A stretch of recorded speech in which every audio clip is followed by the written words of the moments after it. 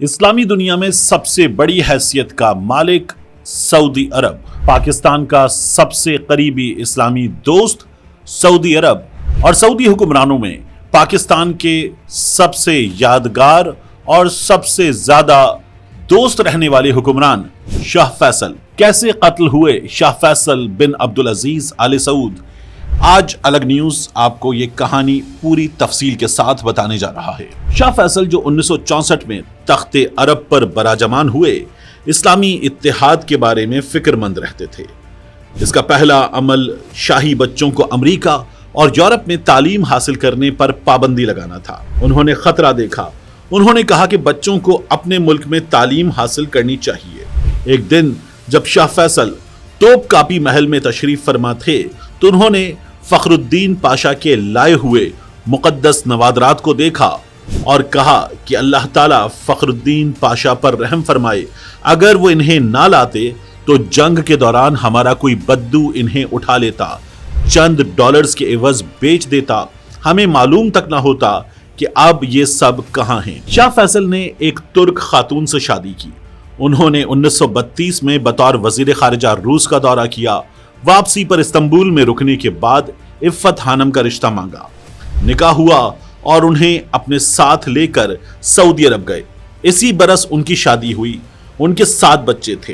इफ़्फ़त हानम अपने शौहर से तुर्क जबान में बात करती थीं। बाद में उनके शौहर शाह फैसल ने उन्हें अरबी भी सिखाई। शहजादा सऊद जो मलिका इफ़्फ़त के बेटों में से एक हैं, उन्होंने 1975 से 2015 तक तकरीबन 40 साल सऊदी अरब के वजीर खारिजा की हैसियत से तारीख रकम की और दुनिया के सबसे तवील अरसा वजीर खारिजा रहने वाली शख्सियत बने। इसराइल की हिमायत करने वाले मुल्कों के खिलाफ तेल को बतौर हथियार इस्तेमाल करने के लिए शाह फैसल ने 1968 में तमाम अरब ममालिक को मुत्तहिद किया और तेल बरामद करने वाले अरब ममालिक पर मुश्तमिल OAPEC कायम की। इस तरह वो मगरिब के खिलाफ आजादाना फैसले कर सकते थे।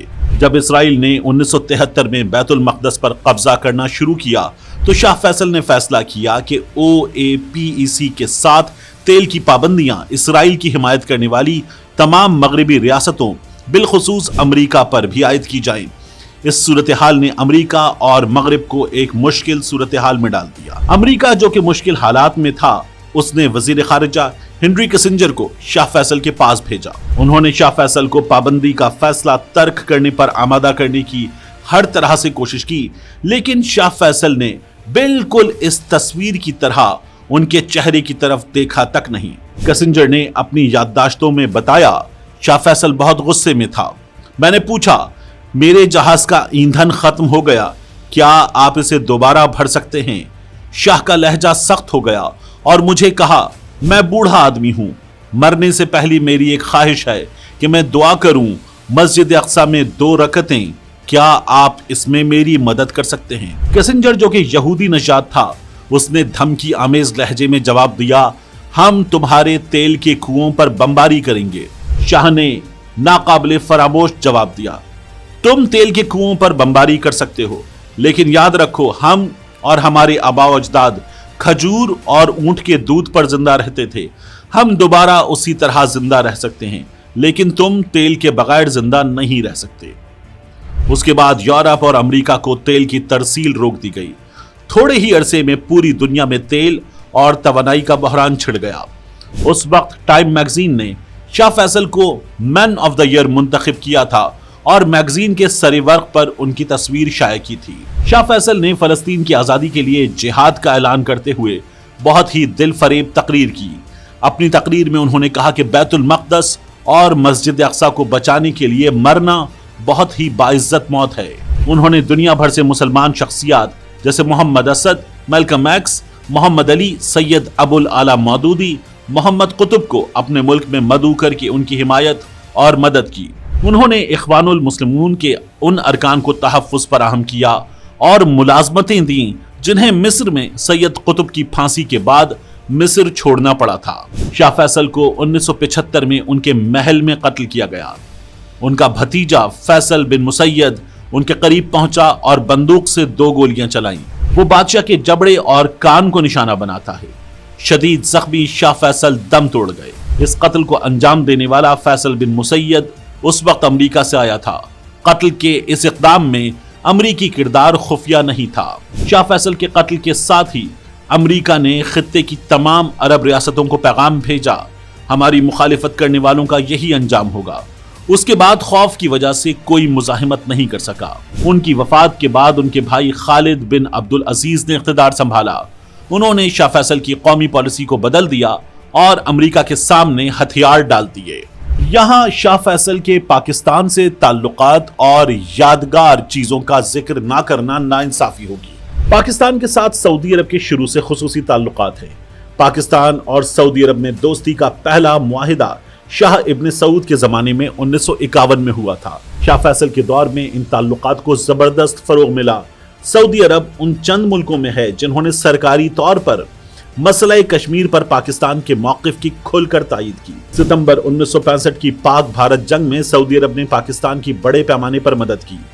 اپریل 1966 میں شاہ فیصل نے پہلی مرتبہ پاکستان کا دورہ کیا اور اس موقع پر اسلام آباد کی مرکزی جامع مسجد کے سارے اخراجات خود اٹھانے کا اعلان کیا۔ یہ مسجد آج شاہ فیصل مسجد کے نام سے دنیا بھر میں جانی جاتی ہے۔ 1967 میں سعودی عرب اور پاکستان کے درمیان فوجی تعاون کا معاہدہ ہوا، جس کے تحت سعودی عرب کی بری، بحری اور فضائی افواج کی تربیت کا کام پاکستان کو سونپ دیا گیا۔ اپریل 1968 میں سعودی عرب سے تمام برطانوی ہوابازوں اور فنی ماہرین کو رخصت کر دیا گیا اور ان کی جگہ پاکستانی ماہرین کی خدمات حاصل کی گئیں۔ شاہ فیصل کے دور حکومت میں سعودی عرب نے 1973 کے سیلاب میں مالی امداد فراہم کی اور دسمبر 1975 میں سوات کے زلزلہ زدگان کی تعمیر و ترقی کے لیے بھی $1 کروڑ عطیہ دیا۔ 1971 میں مشرقی پاکستان کی علیحدگی پر شاہ فیصل کو بہت رنج ہوا اور انہوں نے پاکستان کی جانب سے تسلیم کرنے کے باوجود بھی بنگلہ دیش کو تسلیم نہیں کیا۔ پاکستانی ان کو قدر کی نگاہ سے دیکھتے ہیں۔ پاکستان کے صوبہ پنجاب کے ایک بڑے شہر لائل پور کا نام انہی کے نام پر فیصل آباد رکھا گیا، جبکہ کراچی کی سب سے بڑی شاہراہ پاکستانی ہوائی قوت کی چھاونی کی مناسبت سے شارع فیصل کہلاتی ہے، جس کا نام انہی سے منسوب ہے۔ اس کے علاوہ کراچی کے جناح انٹرنیشنل ایئرپورٹ کے قریب ایک بہت بڑی آبادی شاہ فیصل کالونی کہلاتی ہے اور اسی کی نسبت سے کراچی کے ایک ٹاؤن کا نام شاہ فیصل ٹاؤن ہے۔